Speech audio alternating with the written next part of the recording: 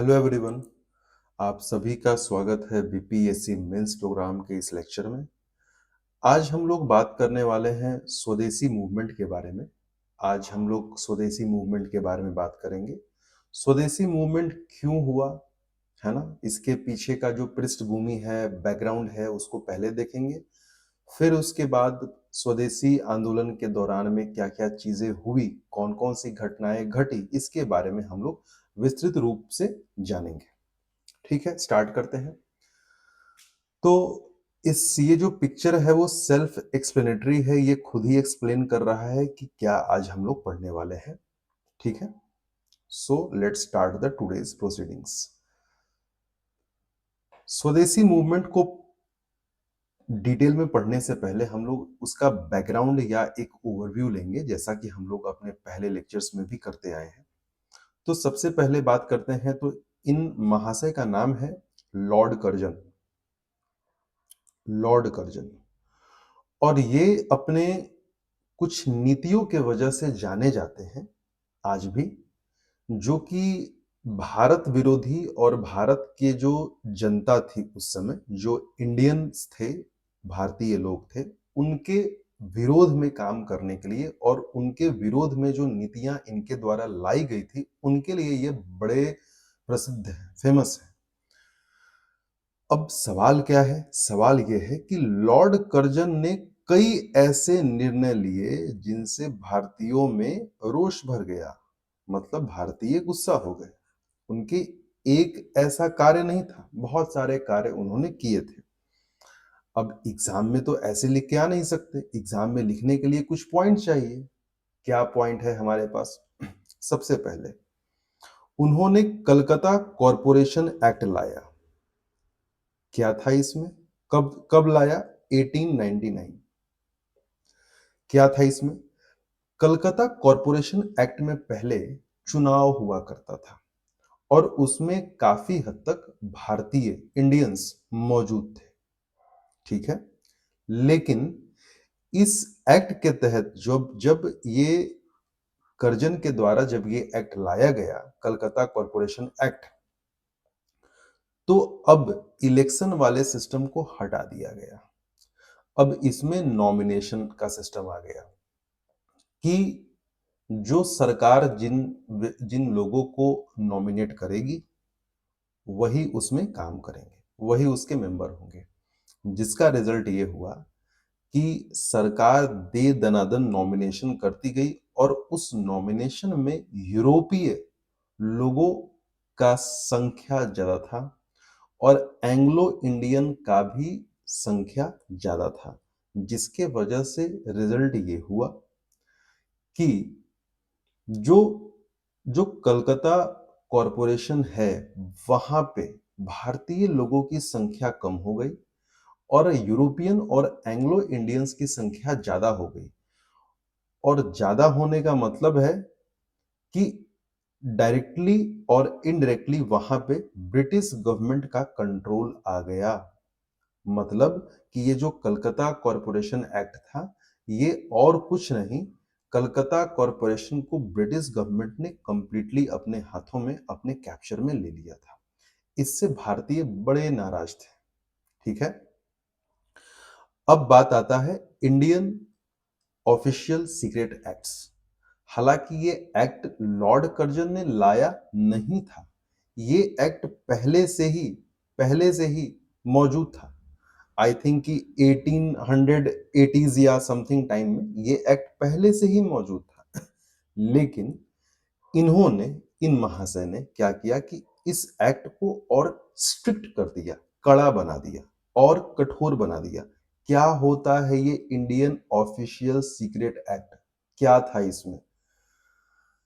जब जो नेशनलिस्ट विचारधारा के लोग थे, वो अलग-अलग न्यूज़पेपर, मैगजीन्स, वीकली मैगजीन्स जो भी था, उसके वजह से देश हित, राष्ट्र हित वाले कुछ खबर, समाचार और पोएट्री, कविता, कहानियां के माध्यम से पूरे देश भर में लोगों को जागरूक बनाने का काम किया करते थे। अब ये ऑफिशियल सीक्रेट एक्ट्स आने के बाद क्या हुआ कि उन सभी लोगों के लिए एक बहुत बड़ा ये एक सेटबैक था। मतलब कि अब जो भी ऐसा कुछ नेशनलिस्ट विचारधारा के जो भी लोग ऐसा कुछ भी अगर छापेंगे तो उन पे कार्रवाई होगी और उन्हें कठोर से कठोर सजा मिलेगा। ये था Indian official secret acts, Lord Curzon के द्वारा लाया गया था। ये और एक एक्ट था जिससे और भारतीय लोग गुस्सा हो गए थे। उसके बाद आया था 1904 में ही इंडियन यूनिवर्सिटीज एक्ट। यहाँ पे क्या था? यूनिवर्सिटी को और बेहतर बनाने का बात किया गया था ब्रिटिश गवर्नमेंट के द्वारा और लॉर्ड कर्जन के द्वारा। यूनिवर्सिटीज को खुद के प्रोफेसर बहाल करने, खुद के कोर्सेज डिजाइन करने और बहुत सारे ऑटोनॉमस पावर दे दी गई थी। और इसके साथ-साथ एक चीज़ जो नहीं बताया गया था, जो कि सबको दिख रहा था कि ये चीज़ हुआ है, यूनिवर्सिटीज़ पे सरकार का कंट्रोल मतलब ब्रिटिश गवर्नमेंट का कंट्रोल बहुत ज़्यादा बढ़ गया था। ये भी भारतीयों को मंजूर नहीं था। तो इन 3 घटनाएँ जो अभी हमने डिस्कस किया, इनसे तो भारतीय नाराज़ थे ही, लेकिन एक ऐसी घटना आती है जो जिसके बाद भारतीय ऐसे नाराज होते हैं कि उसके बाद बड़ा हो हंगामा मचने वाला था। ठीक है? क्या होता है? Partition of Bengal. बंगाल का विभाजन किसके द्वारा? लॉर्ड कर्जन के नेतृत्व में जब वो भारत के वाइसराय थे उस टाइम में ये हुआ था पार्टीशन ऑफ बंगाल। ठीक है? तो हम लोग देखेंगे कि पार्टीशन ऑफ बंगाल कैसे हुआ, क्यों हुआ और इसके रिजल्ट्स क्या-क्या थे, ये सब हम लोग बहुत ही डीपली पढ़ने वाले हैं अभी। ठीक है? Okay? So let's start.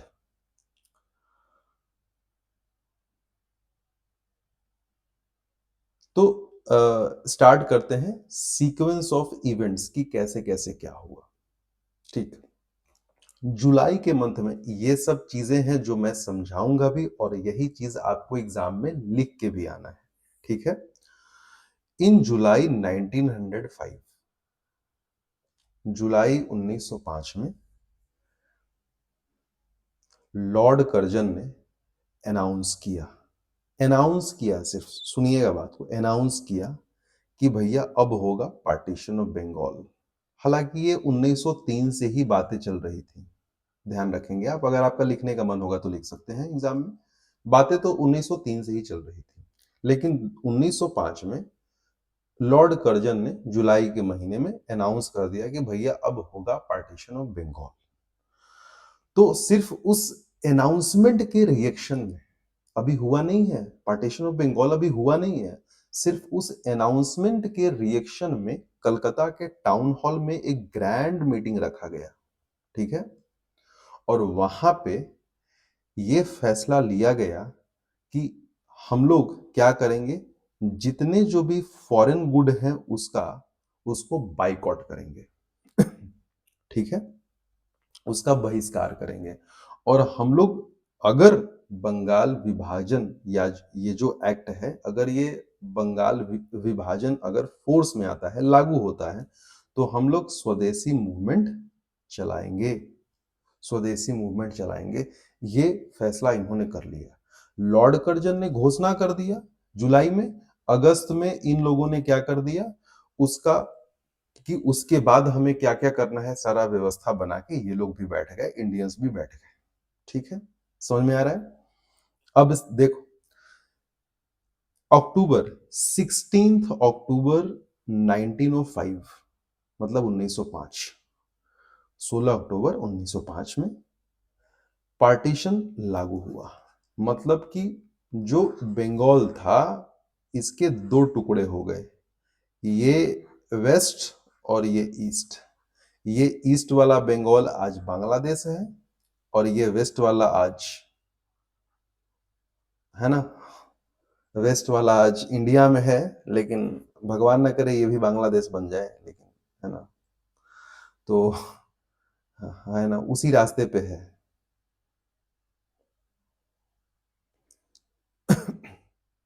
Okay, तो 16th अक्टूबर 1905 पार्टीशन केम इनटू फोर्स।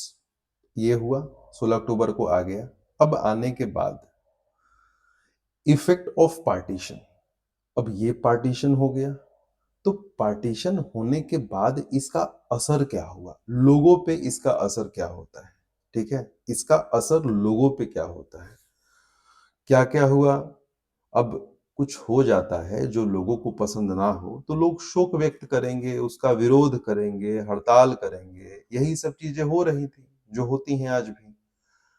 लोगों के पास करने के लिए कुछ खास था नहीं, तो लोग जो है वो विदेशी कपड़े या जो अंग्रेजों के द्वारा बनाया हुआ जो कपड़ा था, साल्ट था, शुगर था, इन सब चीज़ों का वो लोग बायकॉट या बहिष्कार कर रहे थे। भारतीय लोग जैसे मान लो कि धोबी है या फिर वो नाई है जिसको हजाम बोलते हैं, और अलग-अलग लोग हैं जिनका अलग-अलग काम होता है। तो उन्होंने सर्विस देने से मना कर दिया। धोबी ने बोला कि हम कपड़ा नहीं धोएँगे। नाई ने बोला कि हम बाल वगैरह नहीं काटेंगे, मतलब काइंड ऑफ दिस। तो ये ऐसा कुछ व्यवस्था भी यहाँ पे हो रहा था। कई पब्लिक मीटिंग्स हो रही थी, प्रोसेशंस मतलब जुलूस वगैरह निकाले जा रहे थे, और प्रयास ये किया जा रहा था कि मास मोबिलाइजेशन हो, मतलब ज़्यादा से ज़्यादा लोग विरोध में आएँ ताकि इस ये जो मुहिम है, ये जो स्वदेशी आंदोलन है, उसे सक्सेसफुल बनाया जा सके। ये हुआ, ये इंस्टेंट इफेक्ट था। ये तुरंत होने वाली, मतलब स्वदेशी मूवमेंट में ये सब वो घटनाएँ थी जो पार्टीशन के लगे हुए एकदम तुरंत हुई, ठीक है? अब बात करते हैं। उम्मीद है कि अभी तक आपको समझ में आया होगा, क्या है? अब हुआ यूँ, कुछ वॉलंटरी एक्ट्स भी हुए, स्वैच्छिक कार्य, है ना? स्वैच्छिक कार्य हुए। वॉलंटरी एक्ट्स में क्या-क्या हुए? सोशल वर्क लोग कर रहा है। जब फेमाइन्स मतलब अकाल पड़ रहा है, एपिडेमिक्स मतलब जब महामारी फैल रहा है, तो उस समय लोग सोशल वर्क कर रहा है, सोशल वर्क कर रहा है ना? लोगों का हेल्प करना, लोगों को खाना-पीना, लोगों को बीमारी से बाहर निकलने में हेल्प करना, ठीक है? ऑर्गेनाइजेशन ऑफ स्कूल्स, है ना? जो भारतीयों ने भारतीय लोगों के लिए स्कूल्स का सेटअप करना, स्कूल्स को सेटअप करना शुरू कर दिया। ट्रेनिंग इन स्वदेशी क्राफ्ट, ठीक है? स्वदेशी शिल्प शिल्प में प्रशिक्षण देना लोगों को शुरू किया गया कि आप भी कुछ बनाना सीख लो, और कॉटेज इंडस्ट्री, लघु उद्योग शुरू करो और बनाओ, बेचो, है ना? और अपना जो जीविका है वो चलाओ, ठीक है? ओके?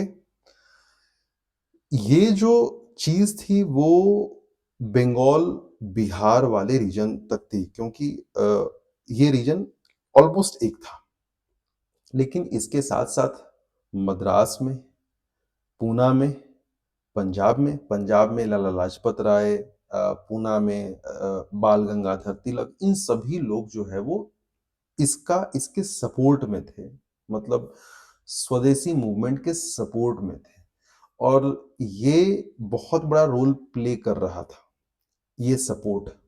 बाल गंगाधर तिलक जो है वो पब्लिक फेस्टिवल्स, जैसे अगर कोई त्योहार है ना? जैसे गणेश चतुर्थी हो गया या फिर शिवाजी का जन्मोत्सव हो गया, तो उस उन सब त्योहारों में ये लोगों में नेशनैलिटी जगाने का और लोगों तक नेशनैलिटी पहुँचाने का, फैलाने का, जागरूक करने का, है ना? ये काम करते थे कौन? बाल गंगाधर तिलक। तिलक ये काम करते थे।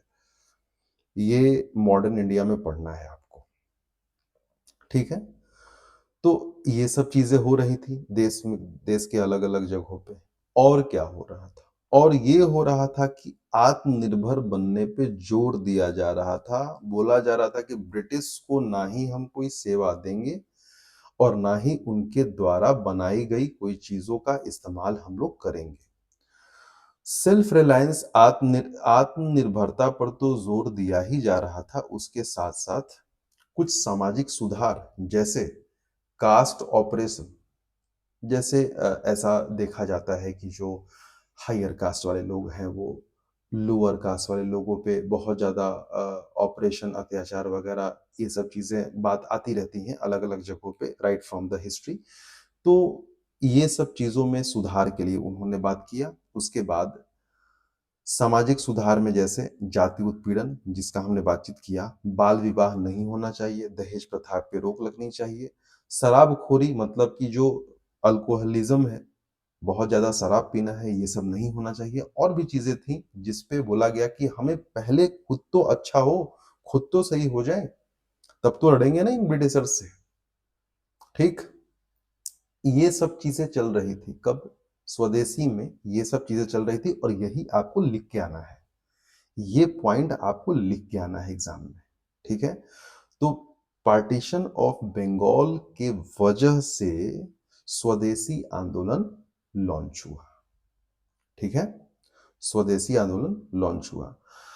अब जो स्वदेशी मूवमेंट है, उसका एक रिलेशन है, लिंक है नेशनल एजुकेशन से, राष्ट्रीय शिक्षा से। कैसे? अब ये अलग-अलग पॉइंट अगर आप लिख के आएँगे तभी तो मार्क्स मिलेगा ना। तो एक व्यक्ति थे इतिहास में जिनका नाम था राजा सुबोध मलिक। उन्होंने उस समय, आज के समय में कोई 1 लाख रुपए ना दे, उन्होंने उस समय 1 लाख रुपए दिया था ताकि बंगाल में नेशनल कॉलेज ऑफ बंगाल या नेशनल कॉलेज बंगाल में सेटअप हो सके। Wow! Such a great man. Raja Subodh Mallik ने 1 लाख रुपए दिया था नेशनल कॉलेज सेटअप करने के लिए कि बंगाल में वैसा कॉलेज सेटअप हो। बहुत बड़ी बात है। उसके बाद 15 अगस्त 1906 ये वो दिन था जब national council of education was setup. National council of education setup हुआ था 1906 में। आपको एनसीई याद करना है, आपको एनसीईआरटी नहीं याद करना है। तो आपको याद हो जाएगा जो मैंने बोला, तो इससे आपको याद हो जाएगा कि नेशनल काउंसिल ऑफ एजुकेशन ये वाला चीज सेटअप हुआ था 15 अगस्त। 15 अगस्त तो वैसे भी दिन याद करने लायक है। 1906 1905 में बंगाल का डिवीजन हुआ, 1906 में ये बना नेशनल काउंसिल ऑफ एजुकेशन। इसी नेशनल काउंसिल ऑफ एजुकेशन के तहत बंगाल नेशनल कॉलेज की स्थापना हुई, जो कि हमने यहाँ पे दिए देखा था, जिसके लिए फंड दिया था राजा सुबोध मलिक ने 1 लाख। और यहाँ पे साथ-साथ में टेक्निकल इंस्टीट्यूट का भी स्थापना हुआ और यहीं पे इन सब चीज़ों का पढ़ाई हो रहा था। कोशिश ये किया गया कि ये सब जो भी पढ़ाई हो वो वर्नाकुलर लैंग्वेजेस में हो। What is vernacular? वहाँ का जो क्षेत्रीय भाषा है, मतलब अगर बंगाल में ये सब नेशनल कॉलेज और टेक्निकल इंस्टीट्यूट की स्थापना हो रही है, तो वहाँ पे बंगाली भाषा में ही पढ़ाई हो, ठीक है? ये ये तय किया गया। अभी तक ठीक है? तो ये भी लिख के आना है। ये सब चीज़ें लिख के आना है, नहीं लिख अगर आप नहीं लिखिएगा तो फिर आपका नुकसान है। इसीलिए मैंने क्यूरेटेड वेल डिज़ाइन्ड सब चीज़ों को रखा है, आपको लिख के आना है। फिर क्या है? कुछ और भी इनिशिएटिव हुए। स्वदेशी स्टीम, अब मद्रास में जो वहाँ पे है ना, मद्रास में Tuticorin, Tuticorin was a place जहाँ पे चिदम्बरम पिल्लई ने क्या सेटअप किया? स्वदेशी स्टीम नेविगेशन कंपनी। मतलब उन्होंने बोला कि सुनो, अब जहाज, नाव जहाज पता नहीं क्या-क्या है वो सब हम खुद बनाएँगे नेविगेशन के लिए। अब हम अंग्रेज़ों पे निर्भर नहीं रहेंगे, अपना कंपनी रहेगा। ठीक है? ये, ये आपको याद रखना है।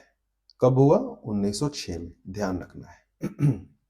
1905 में कब हुआ, क्या हुआ? Partition of Bengal. और मैं जानबूझ के ये सब चीज़ें रख रहा हूँ कि इंस्टेंटली 1 साल में ये सब चीज़ें घटनाएँ घट रही हैं, तो ये हमें लिख के आना है। फॉर्मेशन ऑफ रेलवे यूनियन भी बना। रेलवे यूनियन, ठीक है? तो रेलवे यूनियन का गठन भी हुआ कब? 1906 में हुआ, ये भी आपको याद रखना है। तो इतने सारे पॉइंट हो गए। अगर हमें 38 मार्क्स वाले क्वेश्चन भी मिलते हैं, तो हम आसानी से इस पे लिख के आ सकते हैं। तो ये तो हम देख लिए, क्या? स्वदेशी मूवमेंट, आंदोलन क्यों हुआ? पार्टीशन ऑफ बंगाल की वजह से हुआ। ठीक? पार्टीशन ऑफ बंगाल क्यों करवाया गया, उसके पीछे का मोटिव क्या था? ये सब मॉडर्न इंडिया में, ठीक है? मॉडर्न इंडिया मतलब प्रीलिम्स वाला 72nd है ना, 72वीं बीपीएससी का जब प्रीलिम्स वाला कोर्स लेके आएंगे तब उसमें जाएंगे, ज़्यादा डिटेल में नहीं, जितना ज़रूरत है उतना ही करेंगे, ठीक है? तो पार्टीशन ऑफ बंगाल के वजह से, क्योंकि स्वदेशी मूवमेंट पूछेगा तब पूछेगा कि कारण क्या था, तो कारण में हमको लिखना है कि पार्टीशन ऑफ बंगाल, ठीक है? ओके। अब बाकी आपको अगर मन हो तो आप लिख सकते हैं कि डिवाइड एंड रूल पॉलिसी जो है वो क्योंकि जो ईस्ट बंगाल था, जैसे अगर हम लोग ये बंगाल वाला पार्ट अगर ले लेते हैं तो यहाँ से अगर पार्टीशन किया गया तो ये ईस्ट बंगाल जो कि आज बांग्लादेश और ये वेस्ट बंगाल, रीजन ये था, सुनिएगा, रीजन ये था कि ये जो ईस्ट बंगाल था यहाँ पे मुस्लिम लोगों का संख्या ज्यादा था और ये वेस्ट बंगाल में यहाँ पे हिंदू लोगों का संख्या ज्यादा था। तो on the basis of religion first time जो है वो क्या किया गया, first time on the basis of religion divide किया गया बाउंड्री, ठीक है? बंगाल को डिवाइड किया गया। अब इसमें एक चीज बता रहा है कि इसमें इससे जो है वो मुस्लिम लोग बड़े खुश थे, जो मुस्लिम लोग थे वो बड़े खुश थे, लेकिन हिंदू नाराज थे, ठीक है? हिंदू, जो हिंदू पॉपुलेशन था वो इससे खुश नहीं था, ठीक है? ये बातें आप ध्यान में रखेंगे और अगर आपको विश्वास नहीं होता है तो इससे चीजें लिंक करके मैं आपको तुरंत बताने वाला हूं, बस पेशेंस रखिए। अब आगे चलते हैं। तो हमने देखा कि ओवरव्यू पूरे देश में क्या हुआ, अब देखते हैं कि बिहार में उस समय क्या क्या हुआ। जब स्वदेशी हो रहा था तो बिहार में क्या क्या हो रहा था। Barinder Kumar Ghosh, younger brother of Aurobindo Ghosh, ध्यान रखेंगे, अगर आपको नहीं पता है तो याद कर लीजिए। बरिंदर कुमार घोष, इनका जन्म इंग्लैंड में हुआ था, 1 साल की उम्र में इंग्लैंड से वो भारत, उनके माता पिता उनको ले आए थे। तो ये अरविंदो घोष के छोटे भाई थे, इन्होंने बहुत इंपॉर्टेंट रोल प्ले किया था। बाकी आप जब ये मॉडर्न इंडिया पढ़ेंगे प्रीलिम्स के लिए तब आपको बहुत ज़्यादा डिटेल में इनके इनके बारे में मिलेगा, युगांतर वगैरह सब कुछ देखने के लिए मिलेगा, टेंशन नहीं लेना है। तो देवघर में ये फैक्ट याद रखना है कि देवघर में इन्होंने गोल्डन लीग, एक मतलब कि कहीं हॉस्टल में रहा करते थे वहीं पे कुछ लोगों के द्वारा होके और वो गोल्डन लीग का एस्टेब्लिशमेंट, तो गोल्डन लीग जो है वो एस्टेब्लिश्ड बाय बरिंदर कुमार घोष इन देवघर।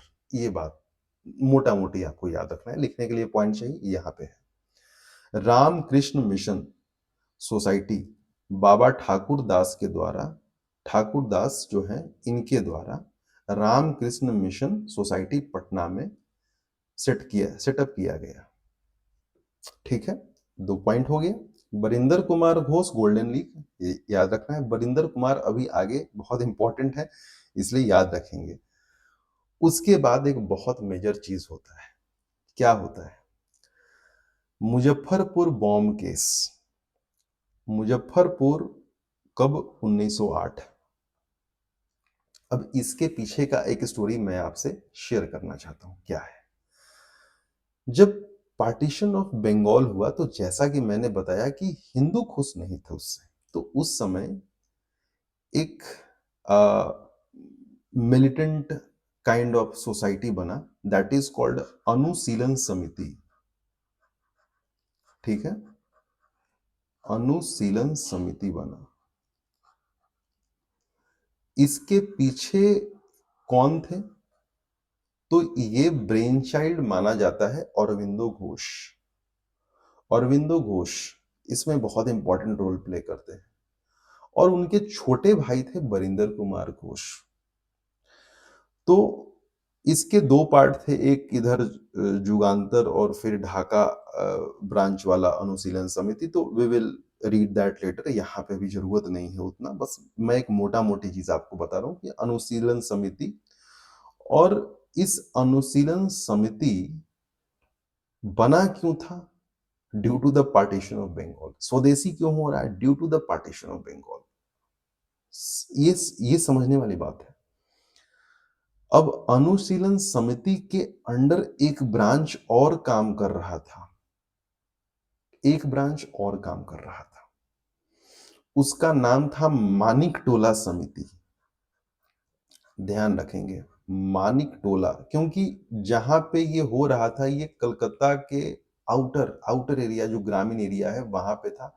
कोई मानिकटोला नाम का जगह था, वहीं पे एक कुछ लोगों को मिला के एक सोसाइटी बना, दैट इज कॉल्ड मानिकटोला समिति। समझ में आ रहा है? ये मानिकटोला समिति के माध्यम से पूरा जो रचा गया षड्यंत्र, या जो भी है वो रचा गया, मुजफ्फरपुर बॉम्बिंग जो हुआ था मुजफ्फरपुर में, ये पूरा सेटअप किया गया प्लान। अब इसके मास्टरमाइंड कौन थे? Barinder Kumar Ghosh, the younger brother of, छोटे भाई थे, अरविंदो घोष के छोटे भाई थे। बरिंदर कुमार घोष इसके पीछे थे। इसमें अरविंदो घोष भी थे, but Barinder Kumar Ghosh was directly more involve in this, इसमें ज्यादा उनका संलिप्तता था। ठीक है। होता क्या है? होता यह है कि दो युवा, कौन? प्रफुल्ल चाकी, पूरा नाम याद रखेंगे अगर नहीं यहां पे है तो, प्रफुल्ल चाकी और खुदीराम बोस, दो लोग जाते हैं और बग्गी होता है, बग्गी घोड़े वाला जैसे, उस पे, और वो बग्गी तो पीछे पैक है। अब उसमें कौन बैठा हुआ है इनको पता नहीं चला। इनको लगा कि हाँ इसी बग्गी से लोग, मतलब कि वो आया करता है, तो इनको मारना था। किसको? Douglas Kingsford. डगलस किंग्सफोर्ड को ये मारना चाहते थे। कौन? मानिकटोला समिति के थ्रू, प्लानिंग के थ्रू, कौन? प्रफुल्ल चाकी और खुदीराम बोस मारना चाहते थे डगलस किंग्सफोर्ड को। लेकिन उस दिन उस बग्गी में डगलस किंग्सफोर्ड नहीं थे। दो महिलाएं थीं। एक का नाम था प्रिंगल कैनेडी, प्रिंगल कैनेडी, और बेचारी उसकी बेटी थी एक। दोनों बैठी हुई थी, बम गिरा बग्गी पे, बम फटा, दोनों मर गई, दोनों लेडीज मर गई। अब जो ये लोग थे ना, जिन्होंने बम फेंका था, ये बहुत ज्यादा रिग्रेट इनको हुआ, अफसोस हुआ, यार ये तो गलत हो गया, ये गलत हो गया। मतलब सोचो कि माइंडसेट क्या था कि अगर इस व्यक्ति को मारना है तो इसी को नुकसान पहुंचाएंगे, औरतों और बच्चों पे गलत चीजें नहीं करेंगे, उनको नुकसान नहीं पहुंचाएंगे। मतलब कितना बेहतरीन थॉट प्रोसेस था। उस रिग्रेट में, उस अफसोस में, प्रफुल्ल चाकी ने खुद को गोली मार लिया। ठीक है। उस अफसोस में प्रफुल्ल चाकी ने खुद को ही गोली मार लिया। खुदीराम बोस का उम्र उस समय बहुत कम था, इवन शायद 14, 15 या 16 साल के थे वो खुदीराम बोस, 18 साल के भी नहीं थे। बच्चे का दिमाग क्या ही पता था। बाद में उनपे जब केस चला, और केस चलने के बाद उनको भी फांसी का सजा दे दिया गया, खुदीराम बोस को भी। मतलब दोनों के दोनों मर गए। प्रफुल्ल चाकी ने खुद को गोली मार लिया और खुदीराम बोस को फांसी पे चढ़ा दिया गया। ये बिहार में हुआ था, और ये किसका आउटकम था? स्वदेशी मूवमेंट का आउटकम था।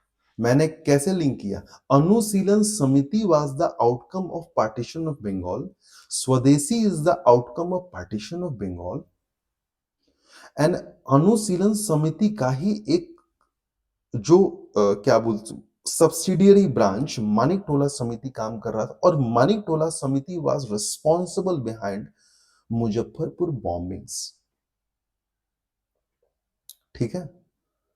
मुजफ्फरपुर में जो बॉम्ब वाला घटना था, उसके पीछे मानिकटोला समिति ही था, जिसका पेरेंट बॉडी अनुशीलन समिति था। अनुशीलन समिति कैसे आया था? बंगाल के विभाजन के कारण। स्वदेशी क्यों हो रहा था? बंगाल के विभाजन के कारण। तो ये सब घटनाएं आपस में लिंक्ड हैं, जुड़ी हुई हैं। ठीक है। तो ये सब चीजें बिहार में हो रही थी। और क्या हो रही थी बिहार में?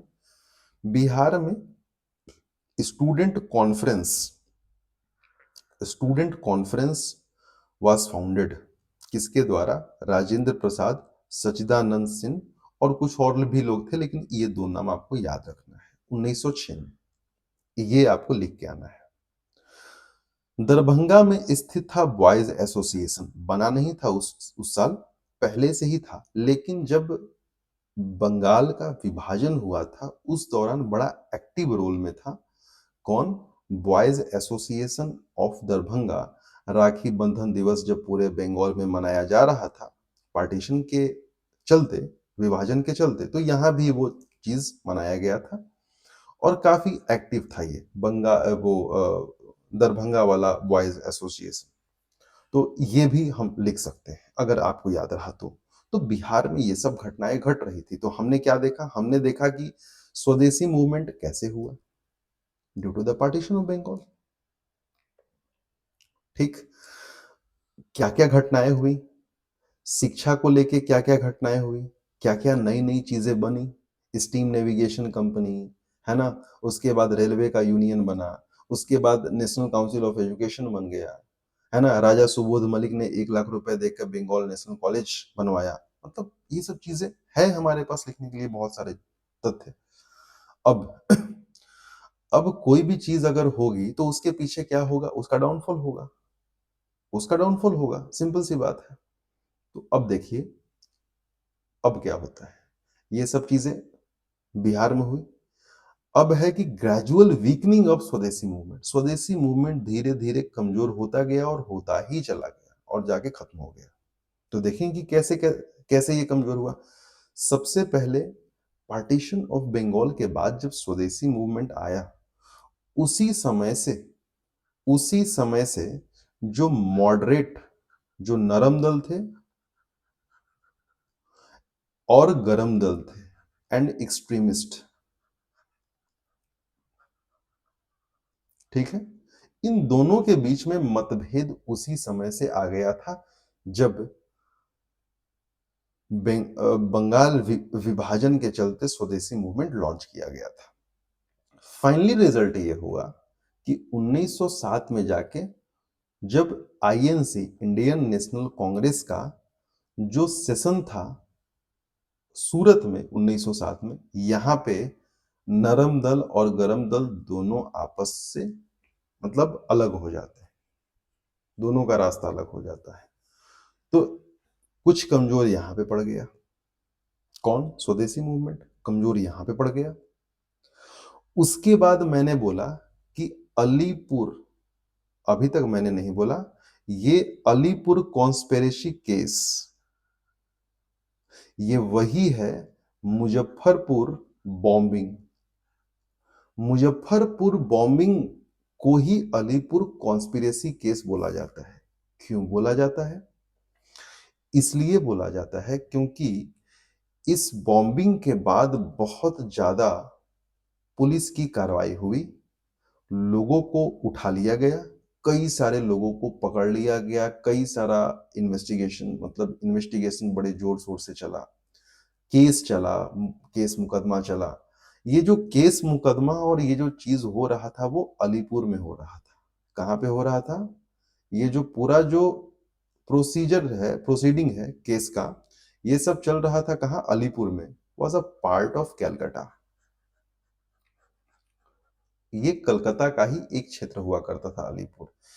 इसीलिए जो मुजफ्फरपुर बॉम्बिंग है, मुजफ्फरपुर का जो बम कांड है, उसे अलीपुर कॉन्स्पिरेसी के भी नाम से, अलीपुर षड्यंत्र के भी नाम से जाना जाता है।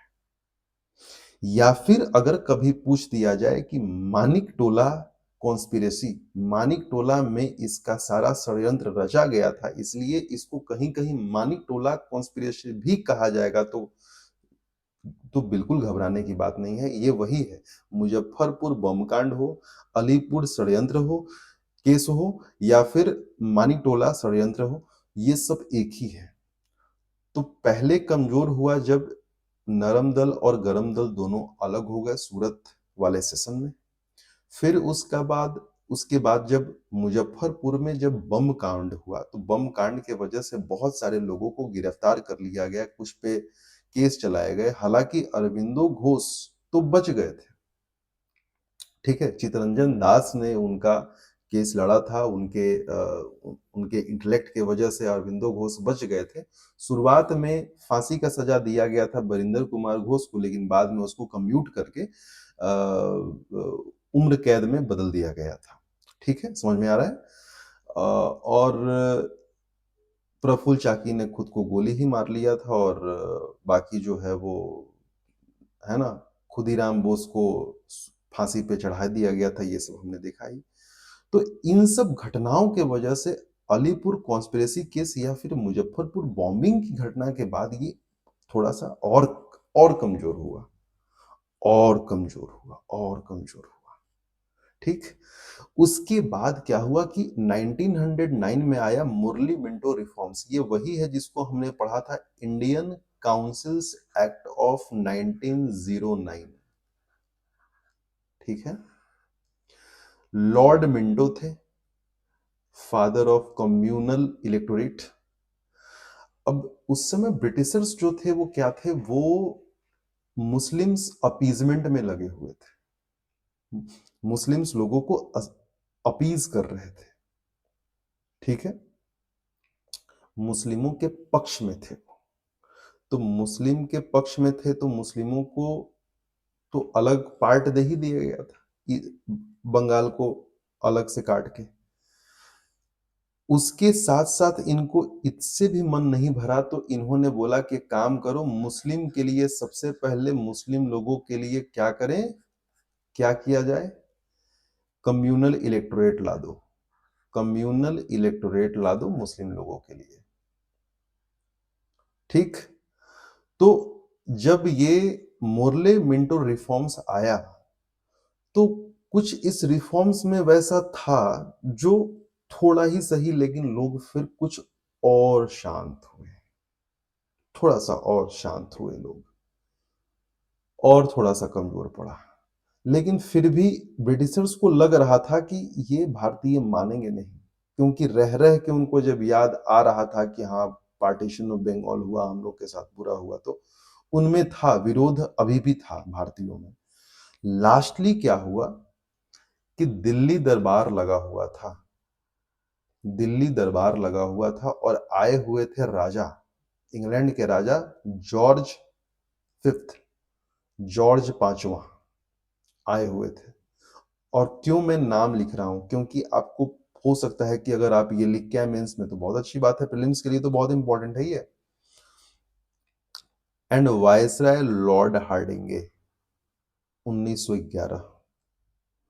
1911 में एक घटना घटती है, और वो होता है कि बंगाल के पार्टीशन को खत्म कर दिया जाता है। बोला जाता है कि सुनो भाई, तुम लोग को क्या चाहिए, बंगाल को फिर से सेम सेम कर दें, हटा दें पार्टीशन। हाँ हाँ महाराज, यही तो हम चाहते हैं, जल्दी से अलग कर दीजिए। मतलब अलग नहीं, अलग है, उसको हम लोग को साथ कर दीजिए। ठीक। हुआ क्या, ब्रिटिशर्स ने एनलमेंट ऑफ पार्टीशन कर दिया, पार्टीशन को रद्द कर दिया। बोला कि सुनो, अब सारा बंगाल एक, ईस्ट वेस्ट सब एक, एक बंगाल। पता है इसका रिजल्ट क्या हुआ, मुस्लिम लोग नाराज हो गए। जो मुस्लिम पॉपुलेशन था वो फ्यूरियस, एकदम गुस्से से जर उठा, बोला कि अरे ये क्या बात है, ये तो बहुत गलत बात है। मुस्लिम लोग नाराज हो गए। अब इन मुस्लिम लोगों को खुश करने के लिए हुआ क्या कि 1911 में ही, क्योंकि कलकत्ता वेस्ट बंगाल वाले पार्ट में था और वहां पे हिंदू मेजोरिटी था, और मुस्लिम लोगों को खुश करने के लिए भारत का कैपिटल शिफ्ट किया गया, कलकत्ता से हटा के कहाँ किया गया, दिल्ली किया गया, क्योंकि Delhi was the power centre of Muslim rule, शुरू से ही पिछले 300-400 सालों से था। क्योंकि सारा मुगल सल्तनत या फिर जो स्लेव डायनेस्टी था वो सब वहीं से राज किया करते थे, तो सिर्फ मुस्लिमों को अपीज करने के लिए क्या किया गया, दिल्ली में। यही क्वेश्चन आया था, यही क्वेश्चन आया था पिछली बार 71st के प्रीलिम्स में कि कब किया गया था, जो कैपिटल है वो चेंज कब किया गया था। अगर आप ऐसे पढ़ेंगे लिंक करके स्टोरी से सॉरी, तो आप कभी नहीं भूलेंगे। तो रीज़न इसी को बोलते हैं कॉज़ एंड इफेक्ट। अगर कोई चीज़ें हो रही हैं तो क्यों हो रही हैं? उसके पीछे रीज़न है, ठीक? अब यहीं पे इसी खुशी में रवींद्रनाथ टैगोर ने एक स्वागत गान लिखा था। जॉर्ज 5वां, जॉर्ज 5th के स्वागत के लिए एक गीत लिखा था। वही गीत है और उस गीत का ऐसे कुछ लाइन था, जन गण मन अधिनायक जय हे भारत भाग्य विधाता। यही गीत था जो 1911 में रवींद्रनाथ टैगोर ने किंग जॉर्ज 5th के स्वागत गान के तौर पे लिखा था। ठीक है? शायद वो खुश हो गए होंगे कि पार्टीशन हटने वाला है इसलिए आप महान हो। इसलिए ये बाद में आई डोंट नो कि ठीक है टुडे वैसे ही सिमिलर चीज़ें आज नेशनल एंथम है। तो अब इसका हिस्ट्री आप देख लीजिएगा। बट एग्ज़ाम के लिए जो भी था वो हम लोगों ने देख लिया। और 1911 में जब अब स्वदेशी क्यों हुआ था? पार्टीशन ऑफ बंगाल की वजह से। बंगाल का पार्टीशन ही रद्द कर दिया गया। तो फाइनली 1911 में 1911 में स्वदेशी मूवमेंट खत्म। जिस चीज के लिए बना था वही चीज खत्म हो गया तो स्वदेशी ऑटोमेटिकली खत्म। इस प्रकार से आप अपने आंसर को फिनिश कर सकते हैं। स्वदेशी मूवमेंट में जो भी चीजें थी चाहे वो पूरे भारत में हुई हो या फिर बिहार में हुई हो या फिर वो क्यों हुआ या फिर वो किस प्रकार से समाप्त हुआ, ये सभी चीजों पे सभी बिंदुओं पे हम लोगों ने बहुत अच्छे से समझा। एक्चुअली मैं इन सब चीज़ों को इसलिए थोड़ा-सा डिस्क्राइब और डिटेल में आपको बताता हूँ, क्योंकि कहानी के तौर पे अगर हो तो चीज़ें आपके दिमाग में रहती हैं, याद रहने के लिए कुछ कारण होना चाहिए। तो मैं वो कारण आपको देता हूँ, इसलिए क्योंकि इनको ये करके वो लोग गुस्सा हो गए, वो इनको अपीज़ करके ये वो। एक्चुअली ये थी, लेकिन लोग बात नहीं करते हैं। तो मैं ये चीज़ें आपको देता हूँ ताकि आपको याद रहे और ये आपको एग्ज़ाम में हेल्प करेगा, है ना? ये बात है। तो ठीक है, नेक्स्ट लेक्चर में मिलते हैं एक नए टॉपिक के साथ। और अगर आपका मन हो तो आप आंसर राइटिंग प्रोग्राम में जुड़ सकते हैं, लिंक नीचे है डिस्क्रिप्शन में। You can click it and join it. Thank you and have a good day.